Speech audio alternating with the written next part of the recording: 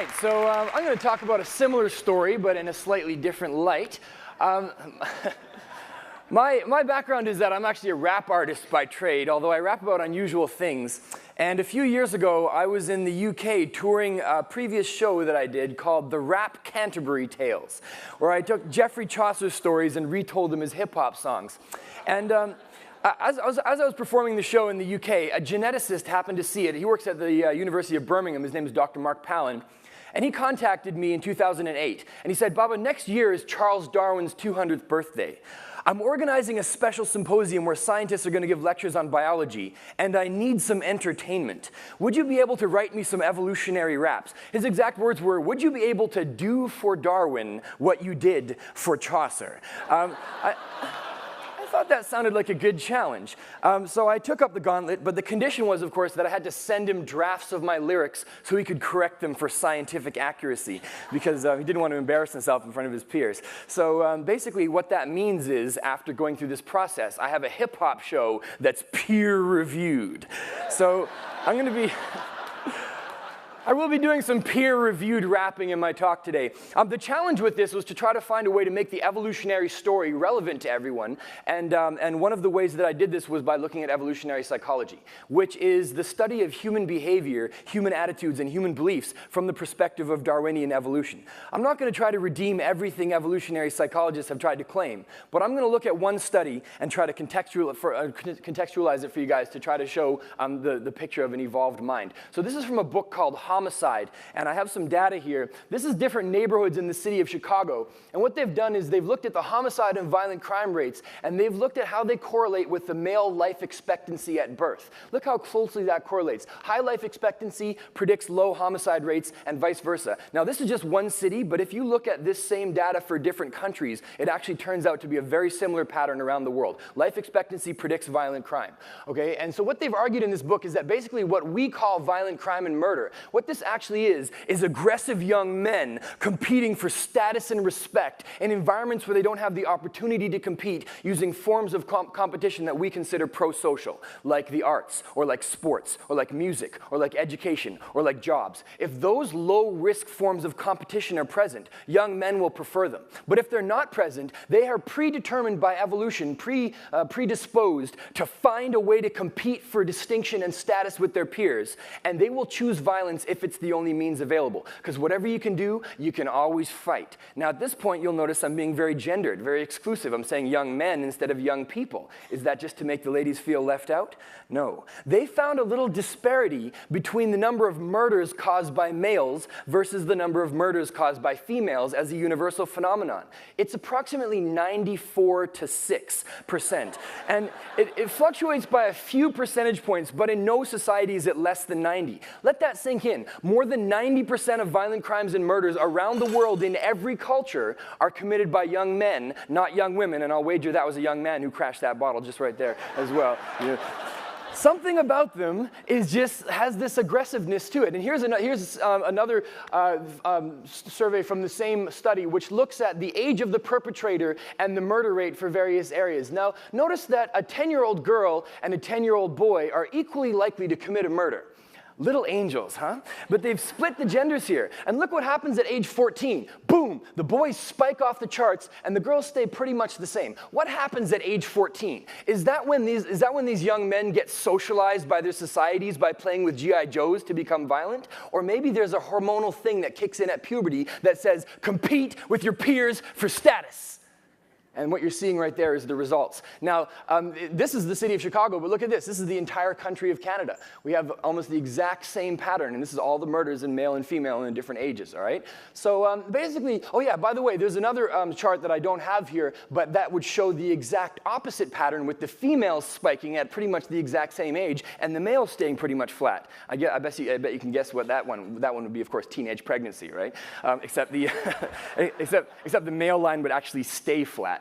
that, not the little bump there. And what they've argued in the book is basically that young women take in signals from their environment about their prospects of longevity and adjust their reproductive decisions accordingly. Because if everyone in your environment where you grew up is dying in their 40s, you can't wait till you're 38 and have a great career to have your first baby like everybody does in New York and London, right? You're not going to get to spend much time with your kid, so you might speed that decision up, right? So the general theory of the book is that males and females have slightly different strategies, but we all take in signals from our environment about our prospects for longevity, our prospects in life, and then we adjust our attitudes and behaviors in order to maximize our inclusive fitness, our survival and reproduction prospects. Now, you might agree with that theory or you might not, but think about this. If that's true, doesn't that explain so much about rap music? Man, I listened to rap music my whole life, and all you hear is murder, murder, murder, kill a motherfucker. And I was always like, why are they so mad? I don't understand. But as soon as I read this book, I was like, oh, now I understand. These are people from dangerous urban environments who have low life expectancies. And by the way, another really strong predicting factor is the disparity of wealth distribution. The more unevenly distributed the wealth, the higher the violent crime and the higher the teenage pregnancy. And that's also a universal phenomenon around the world. So then I thought, what if rap music was by people who had gone through those hardships, but also understood the evolved psychology behind their aggressive responses and could use that knowledge to make better decisions? What would rap sound like then? You're about to find out. So, what I did is I took a real rap song, and the original title was Survival of the Fittest. And these guys who wrote this song, they did actually grow up in a dangerous urban environment. I'm talking about Queens, New York in the 1990s. Now, interestingly enough, this song was made at around the exact same time as the book Homicide was being written, although I don't think they were collaborating for some reason. But the song reflects a lot of the themes. So what I'm going to do at this point, does anyone here know what the rap group is that made the song in the 1990s called Survival of the Fittest? Mobb Deep, very good. See, levels of hip-hop literacy in the world today have gotten dangerously low. So it's good to know that people are still educated. All right, so what I'm going to do now is I'm going to remix Mobb Deep as an evolutionary psychology lesson, which means at this point, I'm going to have to get into my criminal mindset. I'm going to have to get thugged out. Your mocking laughter tells me you are not convinced. Of course, what I'm about to do is take on a persona, a gangster persona. But evolutionary psychologists usually argue that the degree of intentionality is not as important as the reproductive and survival consequences. In which case, this is a persona for me on the stage, but it's also a persona for Mobb Deep. It's an adaptive persona, perhaps adopted by any organism of any species that evolves in an environment with high levels of predatory threat, in which an aggressive deterrent response could increase their chances of surviving. Think about scorpions. Think about tigers. Think about geese. It's all the same, right? Don't fuck with me. So what I'm going to do is I'm going to show you the video that Mobb Deep made in 1995. And you look at their body language and think about what they might be trying to signal to us as potential predators in their environment. Of course, for me, this is especially a persona because I grew up in Vancouver, British Columbia, Canada. Sources of predatory threat for us were low. And one time when I said that in a talk, someone was like, what about grizzly bears?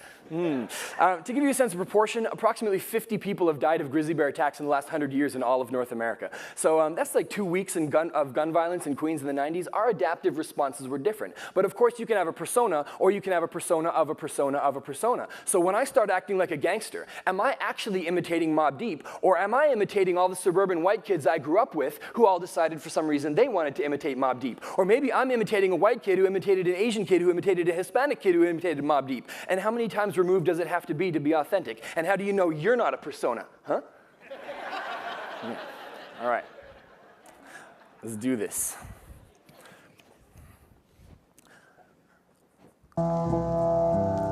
Yeah. I'm sending this one out to all my evolutionary psychologists. I'm talking Cosmides and Tubi, David Buss, Jeffrey Miller. Yeah, we live in this till the day that we die. Survival of the fit, only the strong survive. There's a war going on outside, no man is safe from. You could run, but you can't hide forever. You come to my block, you'll see some territoriality. A place where kill or be killed is the mentality. But get it straight, it's just a necessary strategy. You gotta play the hand you dealt. You can't magically escape from the habitat that you was born in. 3 homicides in my neighborhood this morning. Cops came came and kicked the crooked door in with no warning and started roughing up my young cousin. Shit, she's only 17 and got a bun in the oven plus a concussion, but she ain't done nothing. So keep your mouth shut and don't jump to judgment on the lives we're living. Just close your eyes and listen while I break down some homicide statistics. So if you're thinking the criminal mind is just faking, you're mistaken. This is calculated risk taking. We're living in a situation with a low life expectancy and a major discrepancy between the haves and the have-nots. And you wonder why the padlock on every cash box is smashed off? Come on, you can't call it pathological. Nah, that's illogical. You can try to understand it, but you can't stop it though. Not unless you address the root causes, the conscious and unconscious decisions to discount future prospects. Come on, it's obvious the beat keeps bouncing, the homicide rate keeps mounting, which leads to steep discounting and a lot of violence. But it's not a virus, it's a rational response to high-risk environments and short time horizons with high stakes and highly visible prizes. And you wonder why we're criminal-minded? Hey, you can't say we'll get satisfaction if we're patient with self-control and delayed gratification when the only job that pays is casket making and death is the ultimate planned cancellation. So check the facts and recent data releasing. It shows a pattern of increasing competition. A bunch of young guys all struggling and status seeking and causing the crimes that make the social fabric weaken. And life expectancy also predicts teen pregnancy. The need to leave a legacy genetically will never be completely controlled contraceptively. Yeah, that's transparent. Imagine if your kids would never meet their grandparents unless they followed the Bristol Palin plan for parenthood. And then they say, ooh, these young girls are so damn careless, getting pregnant before marriage, it's such a tragedy. Apparently it's also a reproductive strategy, especially when you can see them adjusting actively when the circumstances change. In both the cases of the young ladies with babies and the male risk takers, we see people adapting to their situations, and it's the same in different places and with different races. This is not about ethical justifications, it's evolutionary psych, and it's just the basics. And still people call this behavior maladaptive because of our reaction when violence happens. But if we really want to change the outcome, then maybe we should just start questioning how it's adaptive. And the bottom line is that iniquity and life expectancy are the ultimate causes of crime and the result of crime. To me, that's true. The two combine together in a feedback loop. But I've got some moves to make now, so I'll be back soon. Just don't ask me what I'm about to do, cause I can't say, so it's left an untold fact. Until my death, my goals will stay alive. Survival of the fit, only the strong survive. That's right, we live in this till the day that we die. Survival of the fit, only the strong survive. Yeah, we live in this till the day that we die. Survival of the fit, only the strong survive. That's right, we live in this till the day that we die. Survival of the fit, only the strong. Only the strong. Yeah, word up. Thank you.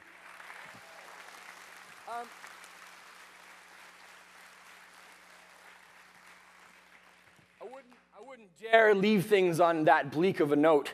So what we're going to do now for the last part of the talk is we're going to look at the evolutionary origins of altruism as sort of salve. That was about the origins of hostility and aggression, but cooperation and compassion also have an evolutionary dynamic. So what I'm going to do is I'm going to remix another rap song, and this is by some rappers from San Francisco. Yes, there are hippie rappers too. To give you a sense of their hippie credentials, the group that made the song Worst Comes to Worst is called Dilated Peoples. So we're going to remix Dilated Peoples with the great philosopher of humanism, Charles Darwin.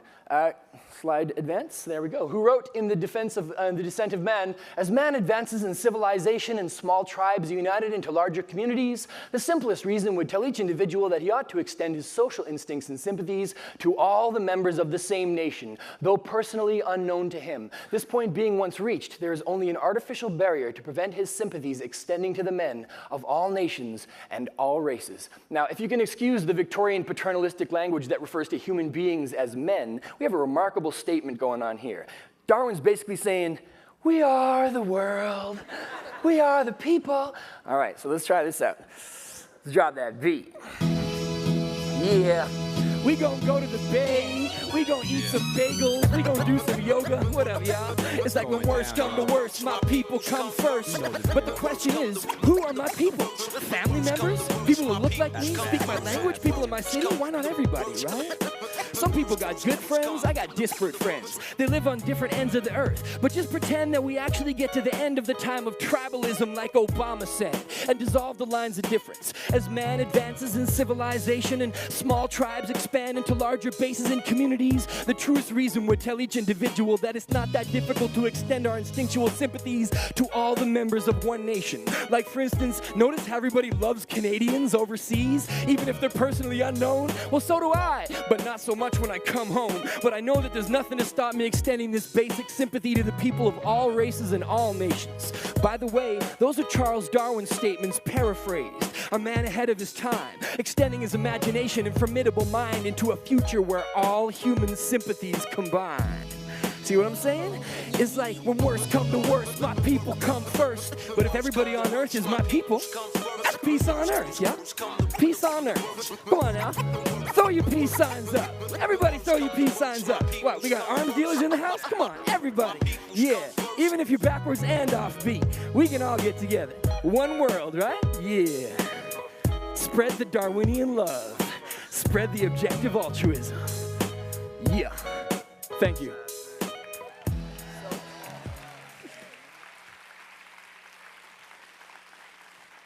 So, that's all well and good, but how on earth would that bizarre behavior have evolved? I thought evolution was supposed to be survival of the fittest. It's all about genetic proliferation. Whoever gets the most copies of their genes into future generations wins. Go!